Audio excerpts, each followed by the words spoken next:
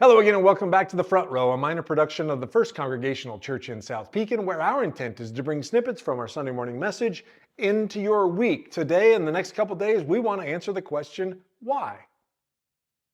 Now, we could go old school and say, just do it, because our biblical forefathers did it. We could go through the Old Testament, look at biblical hero after biblical hero, and fasting was a part of their life. We could say, look at Paul, look at the New Testament, look at all the examples of where the church, the early church, entered into fasting. We could go to Jesus, the ultimate example. We want to be like Jesus, right? Jesus, and when he spent 40 days fasting prior to going into his ministry, and he talked about fasting, he preached on it. We could go to just do it, but I'd rather also look at motivations, reasons why I believe fasting is important for us to re-engage with as a spiritual discipline. And the first one I want to talk about today is the fact that fasting is a means to understanding the sacrificial life. You see, in our culture today, and I believe also in Christendom, many, if not most of us, have lost sight of the fact that we have been called as Christians to live a sacrificial life. That we're called, Jesus, when he was talking to his disciples, specifically in Matthew chapter 16, he said that whoever wants to be my disciple, don't we want to be one of Jesus' disciples?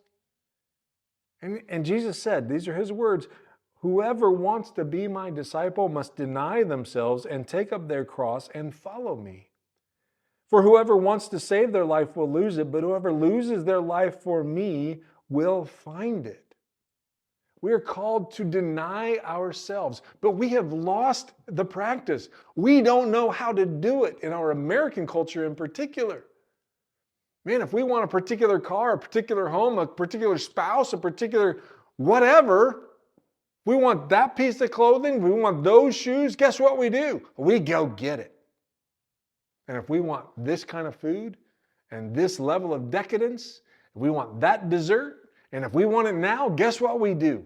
We go get it. Can't afford it? Doesn't matter. I'll charge it. This is a culture that we live in.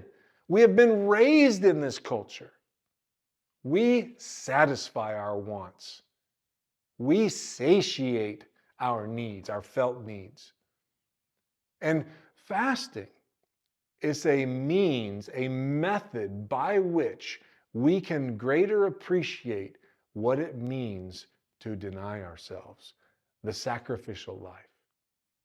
Because there is hardly a craving inside of us that is more deep, more natural, more understandable, more core to our being than our hunger. Our physical cry for food. And when it gets denied outside of our own power, we are not happy. And we are going to do something about it. But fasting, this intentional, self-designed denial of something that we know our body needs, and we know our body wants.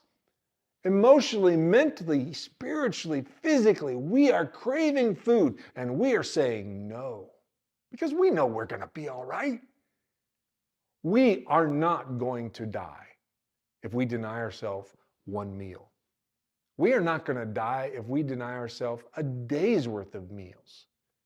We are not going to die if we deny ourselves a week's worth of meals. Our body needs water every 3 days at the extreme. But we can go without food for quite a while. So this, and again, there are some health considerations that we need to consider. So yes, there are those of us that need to be very careful in this space, but by and large, the majority of us are going to be just fine. It's really this inner craving, this desire, this felt need that fasting gives us a perspective on. And if I can say no to my body's craving for basic sustenance in food, then I can say no to a lot of other things.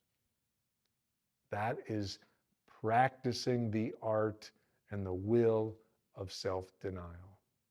That's what fasting can give us. It's a powerful, powerful tool in this world. Something for us to consider. We're going to talk about a couple more in the coming days. Blessings to you. Have a fantastic rest of your day.